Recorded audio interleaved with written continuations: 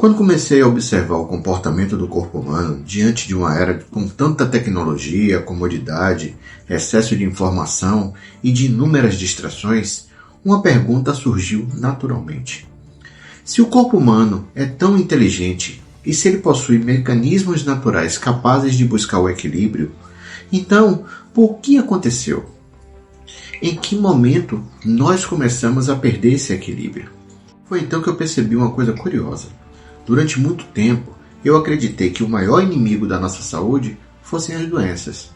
Mas, quanto mais eu estudava, mais eu percebia que a maioria das vezes as doenças eram apenas o capítulo final de uma história muito mais longa. Uma história que quase sempre começava de forma silenciosa. E foi exatamente aí que a minha forma de enxergar o meu corpo mudou.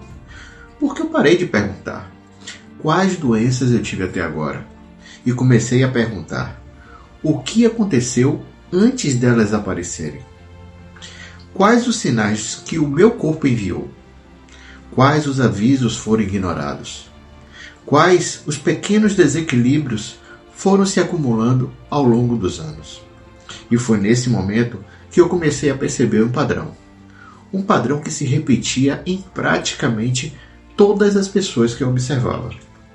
Independentemente da profissão, da idade, da condição financeira ou da cidade onde moravam, as pessoas mais saudáveis não eram necessariamente aquelas que tinham mais dinheiro, nem aquelas que faziam as dietas mais radicais, nem aquelas que passavam horas dentro de uma academia.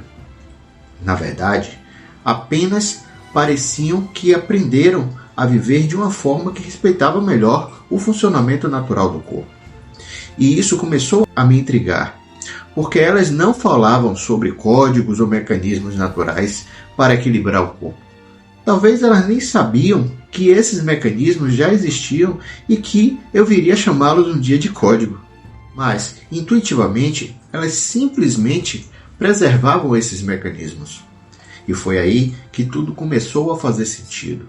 Eu percebi que o problema nunca foi a ausência desses códigos ou mecanismos, porque eles continuam existindo dentro de nós. O problema é que o ambiente moderno passou a bloqueá-los silenciosamente, sem pedir licença, sem fazer barulho, sem que a maioria das pessoas nem percebesse.